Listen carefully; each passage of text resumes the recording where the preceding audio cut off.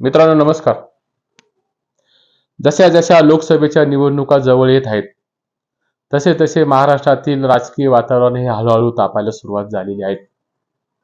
गेल्या 2 आणि 3 दिवसापासून महाराष्ट्राच्या राजकारणामध्ये वादग्रस्त आणि विवादित वादाची पार्श्वभूमी असलेली विधानं हे सातत्याने समोर येत आहेत. त्यामध्ये एकनाथ शिंदे गटाचे असलेले आमदार संजय गायकवाडांनी छगन भुजबळांच्या कमरेत लाथा घालून त्यांना मंत्रिमंडळाच्या बाहेर हाकलून द्या अशी मागणी केली आहे. त्यानंतर अगदी काल परवा देखील छगन भुजबळांनी मराठा समाजाच्या बाबतीत आक्षेपार्ह विधान केलेले आहेत. नाभिक समाजाने मराठा समाजाच्या हजामती करू नयेत असं अतिशय अतिशय वादग्रस्त विधान हे भुजबळांनी केलेलं आहे. मी नाभिक हा शब्द वापरतो, परंतु मंत्री असलेल्या छगन भुजबळांनी न्हाव्याचा हा शब्द वापरलेला आहे. न्हाव्याचा हा शब्द जातीवाचक आहे, तो शब्द मात्र असंसदीय आहे. त्यामुळे त्यातून मराठा समाजाचे केस कापू नका आणि त्यांना आपापसामध्ये आपले केस भादरू द्या. भादरणे हा शब्द नाभिक समाजाला कमी लेखणारा असल्यामुळे त्यांचा एक प्रकारे घोर असा अवमान हा भुजबळांनी केलेला आहे. त्यातून मोठ्या प्रमाणावर महाराष्ट्रातील नाभिक समाजाचे संघटनेचे नेते हे भुजबळांच्या विरोधात उभे ठाकलेले आहेत. त्यामुळे काल मोठ्या प्रमाणावर निषेधाचे सूर उमटत आहेत आणि भुजबळांनी आमच्या नाभिक समाजाच्या पोटावर पाय देण्याऐवजी भुजबळांकडे असलेल्या अब्जावधी रुपयाच्या प्रॉपर्टीतून नाभिक समाजाला त्यांनी काय दिलेलं आहे, किंबहुना राजकीय सत्तेच्या आश्रयाखाली नाभिक समाजावर त्यांनी किती लोकांना राजाश्रय दिलेला आहे किंवा राजसत्तेमध्ये सहभागी करून घेतलेले आहेत, असं विधान, रास्त असं विधान हे नाभिक समाजाच्या संघटनेच्या नेत्यांनी केलेलं आहे आणि हे विधान अतिशय रास्त आहे. मित्रांनो, असो, हा जो विषय आहे वादविवादाच्या पार्श्वभूमीचा, हा विषय मात्र आजच्या व्हिडिओचा नाही. गेल्या 2 आणि 3 दिवसापासून तब्येतीच्या तक्रारीच्या कुरबुरीमुळे मी आपणाशी व्हिडिओच्या माध्यमातून समोर येऊ शकलो नाही. परंतु जो विषय आहे भुजबळांच्या नाभिक समाजाच्या वादग्रस्त विधानाचा, त्या विषयावर स्वतंत्रपणे आज दिवसभरात किंवा सायंकाळी मी आपणाशी बोलणार आहेतच. परंतु दुसरा विषय मात्र या ठिकाणी चर्चेला जाणं आणि त्यावर भाष्य करणं हे अत्यंत गरजेचं आहे.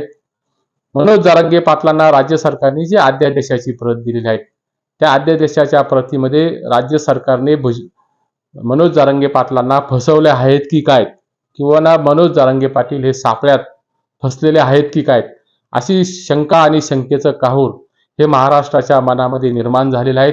समाज माध्यमावर मात्र त्यावर मोठ्या प्रमाणावर चर्चा होत आहेत. मुख्यमंत्री एकनाथ शिंदे यांनी मराठा आरक्षणाच्या दिलेल्या अध्यादेशाबाबत उलटसुलट चर्चा होत असताना महाराष्ट्रातील मराठा समाजाच्या आरक्षणाच्या भविष्याबाबत भविष्यात काय वाढून ठेवलेला आहे असा प्रश्न या ठिकाणी अत्यंतिक स्वाभाविक बनलेला आहे. जरांगे पाटलांनी उपोषणाची सांगता करताना नव्याने जारी केलेल्या राजपत्रित अध्यादेशामध्ये असलेल्या शंकेबद्दल ही शंका निर्माण होत आहे. ही शंका निर्माण होत असताना एकनाथ शिंदेच्या बाबत ही शंका निर्माण झालेली आहे. यातून सरकारच्या हेतूबद्दल ही शंका यायला लागलेली आहे. ही शंका येत असताना मनोज जरांगे पाटलांनी गेल्या 3 दिवसापूर्वी रायगडावर छत्रपती शिवाजी महाराजांच्या समाधीचे दर्शन घेत असताना राज्य सरकारने मात्र जर या बाबत रडीचा डाव खेळला, अध्यादेशाच्या अंमलबजावणीबाबत रडीचा डाव खेळला, तर मला पुन्हा एकदा उपोषणाला बसावं लागेल असं सांगितले असल्यामुळे या शंकेला मात्र पुष्टी निर्माण ही झालेली आहे. मी हा व्हिडिओ आज आणि आत्ता बनवत असताना गेल्या 2 दिवसापूर्वी माझ्या नगर जिल्ह्यातील एका मित्रांनी फोन केला. त्या मित्राने मला फोनवर सांगितलं, मनोज जरांगेंच्या आंदोलनाचे सर्वात यशस्वी साधन जर काय असेल तर माझ्या कुटुंबातील माझे असलेले 6 सख्खे चुलते आणि 2 सख्खे चुलत चुलत्यांच्या असलेल्या कुणबीच्या नोंदी या सापडलेल्या आहेत. त्या आधारे माझ्या कुटुंबामधील 35 ते 36 लोकांना या कुणबीचे प्रमाणपत्र हे मिळालेले आहेत. हे सर्वात मोठं यश मनोज जरांगे पाटलांच्या आंदोलनाचं आहे. हे मात्र या ठिकाणी मान्यच करावं लागेल. परंतु हे यश त्यांनी मिळवत असताना सगळे सोयऱ्यांच्या बाबतीत राज्य सरकार मात्र वेळ काढूपणाची भूमिका ही अवलंबत असल्याचं आज तरी दिसत आहे. आणि सगळे सोयऱ्यांच्या असलेल्या राजपत्रित अध्यादेशाच्या शब्दांमध्ये त्यावर हरकती घेण्याचं आव्हान हे भुजबळांनी समस्त ओबीसी समाजाला केलेलं आहे. लाखोंच्या ओबीसी समाजाने मराठा आरक्षणाच्या अध्यादेशाच्या विरोधात या आपल्या हरकती नोंदवाव्यात असं आवाहन हे ओबीसी संघटनेच्या नेत्यांनी आणि भुजबळांनी केलेलं आहे.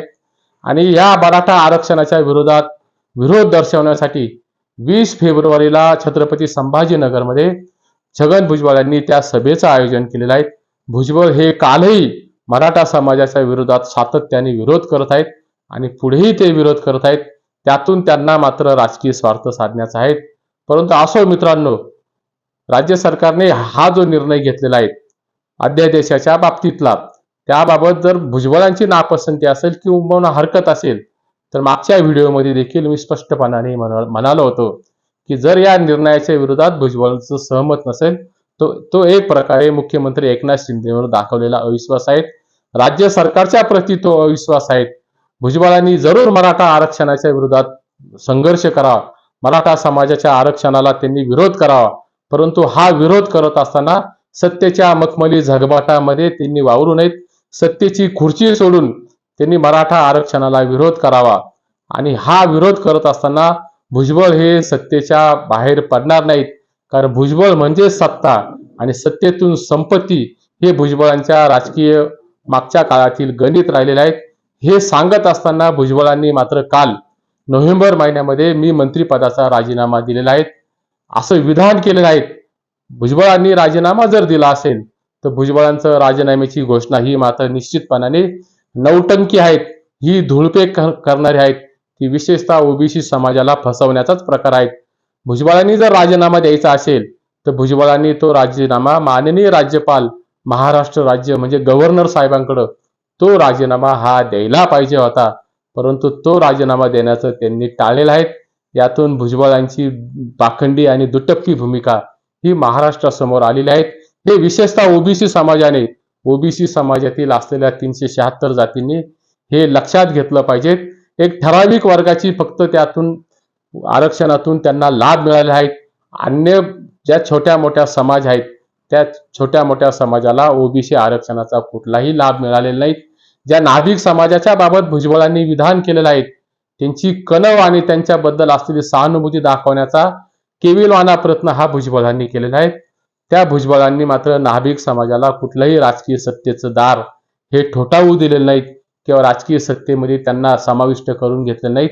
ही नाभिक समाजाच्या संघटनेच्या नेत्यांची असलेली कालची प्रतिक्रिया ही अतिशय बोलकी आहेत. परंतु असो मित्रांनो, सगळे सोयऱ्याच्या अध्यादेशामध्ये असलेल्या अंमलबजावणीबाबत अद्यापही त्याची कार्यवाही ही राज्य सरकारने सुरू केलेली नाही. त्याची तातडीने अंमलबजावणी करावी आणि येत्या 15 दिवसामध्ये किंवा 20 दिवसामध्ये त्याबाबत स्वतंत्र असं अधिवेशन बोलावून त्याचं कायद्यामध्ये रूपांतर करावं. नाहीतर मनोज जरांगे पाटील हे पुन्हा उपोषणाला बसणार आहेत आणि यातून जर ते पुन्हा उपोषणाला बसलं तर राज्य सरकारला ते उपोषण मात्र हे पेलावणार नाहीत. हे मात्र या ठिकाणी निश्चितपणाने लक्षात घेतलं पाहिजे. राज्य सरकार मात्र अध्यादेशाच्या बाबत वेळ काढूपणाची नीती ही अवलंबत आहेत. उद्या जर या अध्यादेशाच्या विरोधात ओबीसी समाजाच्या कार्यकर्त्यांनी पदाधिकाऱ्यांनी जर हरकती नोंदवल्या, त्या हरकती नोंदवण्याचं प्रमाण हे मोठ्या प्रमाणावर असणार आहे. त्या हरकतीची होणारी स्क्रुटिनी म्हणजे छाननी त्याच्यासाठी मोठा वेळ लागणार आहे. त्यातून हे प्रकरण मराठा आरक्षणाचं प्रकरण लांबणीवर कसं पडेल. त्यानंतर मात्र लोकसभेच्या निवडणुका या कधीही जाहीर होऊ शकतात आणि लोकसभेच्या निवडणुका जाहीर झाल्या की आदर्श आचारसंहितेचं कारण पुढे करून याबाबत मात्र राज्य सरकार मराठा समाजाला फसवण्याची भूमिका त्यांच्या अंतर्मनामध्ये असल्याची जी शंका मराठा समाजामध्ये आहेत ती मात्र अत्यंतिक स्वाभाविक ही त्यांच्या मनामध्ये उमटलेली आहे. त्याबद्दल मात्र कुठलेही वावगं असण्याचं किंवा त्याबाबत मात्र कुठलाही पूर्वग्रह हा मराठा समाजामध्ये नाहीत. राज्य सरकारच्या असलेल्या हेतूबद्दल शंका मात्र निश्चित घेण्यासारखी आहे आणि पुढच्या काळात म्हणजे लोकसभेच्या निवडणुकीमध्ये मराठा समाजाला आरक्षणाची अध्यादेशाची तरतूद आम्ही केलेली आहे. त्यातून राजकीय लाभ उठवण्याची खेळी हे एकनाथ शिंदे, देवेंद्र फडणवीस आणि अजित पवारांची आहेत. ही खेळी खेळत असताना मराठा समाजाला येडा बनवून पेढा खाण्याची नीती ही राज्य सरकारची आहे.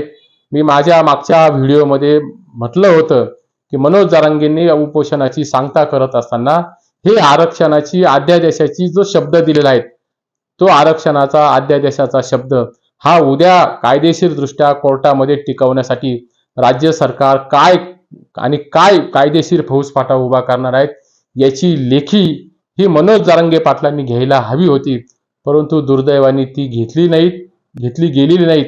आणि यातून मनोज जरांगेंनी मात्र मी झोपेत असताना माझ्या सह्या घेतल्या गेल्या हे वाक्य मात्र संशय निर्माण करणारं असल्यामुळे मराठा समाजामध्ये आज आक्रोश निर्माण झालेला आहे.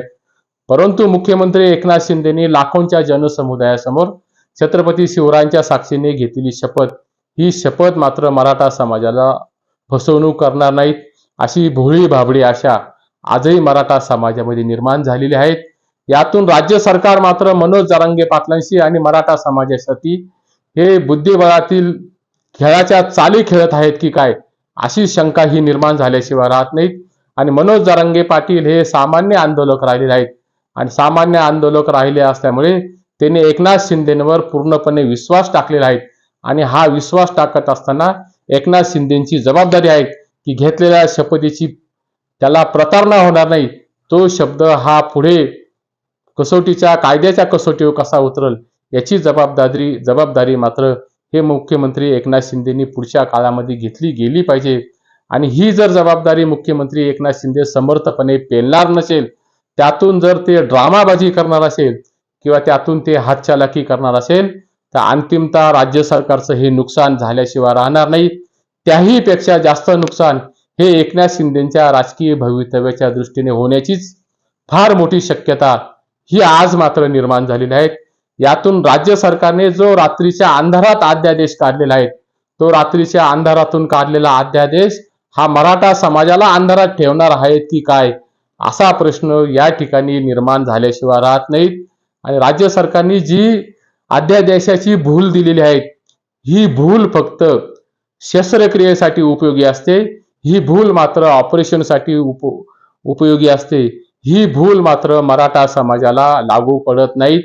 ती भूल देण्याचा प्रयत्न आणि त्यातून निखळ असा आत्मिक आनंद राज्य सरकारला जर मिळत असेल आणि त्यांचा जर तसा समज झालेला असेल आणि त्या समजातून उद्या राज्यकर्त्या पक्षाला हा मराठा समाज उद्याच्या विधानसभेच्या निवडणुकीमध्ये हा पराभवाच्या खोल अशा दरीत ढकलल्याशिवाय राहणार नाहीत. हे मात्र राजकीय व्यवस्थेने लक्षात घेतलं पाहिजे. गरीब मराठ्यांची लढाई ही पोटापाण्याची लढाई आहे. गरीब मराठ्यांची लढाई, गरजवंत मराठ्यांची लढाई ही आत्मसन्मानाची लढाई आहे. ती मात्र कुठलीही राजकीय लढाई नाही. हे राजकीय व्यवस्थेने आपल्या मनाशी निश्चितपणाने बाळगले पाहिजेत. उद्या जर घुमजाव नीती, उद्या जर चालबाजी करण्याचा प्रयत्न अध्यादेशाच्या बाबतीत हा एकनाथ शिंदेनी राज्य सरकारने खेळण्याचा प्रयत्न केला, तर उद्या मात्र राज्य सरकारला हाच मराठा समाज उद्या ठणकावून जाब विचारल्याशिवाय राहणार नाहीत. छत्रपती शिवाजी महाराजांच्या साक्षीने घेतलेली शपथ, ही शपथ जर उद्या फसवणुकीच्या रूपाने मराठा समाजासमोर जर येणार असेल, तर हात मराठ्यांचा उद्या जनसागर, हात मराठ्यांचा उद्या महाप्रलय हा राज्य सरकारला उद्याच्या विधानसभेच्या निवडणुकीतून चले जावची भूमिका ही स्वीकारल्याशिवाय राहणार नाहीत. किंवा सत्तेवरून हा मराठा समाज एकनाथ शिंदे, फडणवीस आणि अजित पवारांना हा हद्दपार केल्याशिवाय राहणार नाहीत.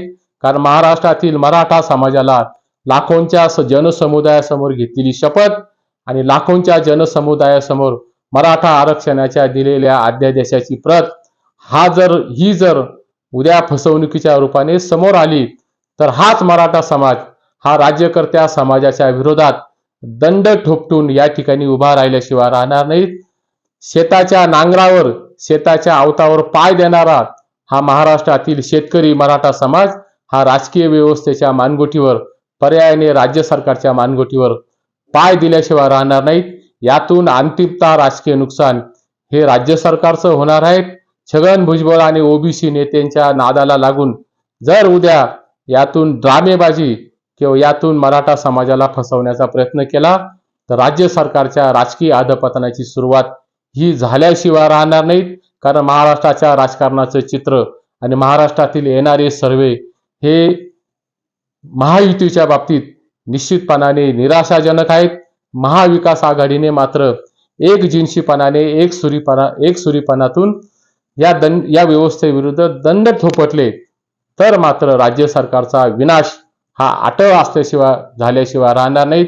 या विनाशाला मात्र जर कारणीभूत कोणी ठरलं तर या विनाशाला कारणीभूत हे छगन भुजबळांचे आक्षेपार्ह वक्तव्य, ओबीसी समाजाचे मराठा समाजाला अरबी समुद्रात बुडवण्याची भाषा, हे असले विखार, हे असले विषारी वक्तव्य हे मात्र राज्य सरकारला उद्या त्यांच्या राजकीय अस्तंगत होण्याला कारणीभूत झाल्याशिवाय राहणार नाहीत. किंबहुना राजकीय सत्तेच्या विनाशाला असलेल्या शवपेटीला हा शेवटचा खिळा हा मराठा समाज ठोकल्याशिवाय राहणार नाहीत. हे मात्र राज्यकर्ते व्यवस्थेने लक्षात घ्यावे. तुर्तास येथेच थांबतो. हा व्हिडिओ जर आवडला असेल तर व्हिडिओला लाईक करा, सबस्क्राईब करायला मात्र विसरू नका. धन्यवाद.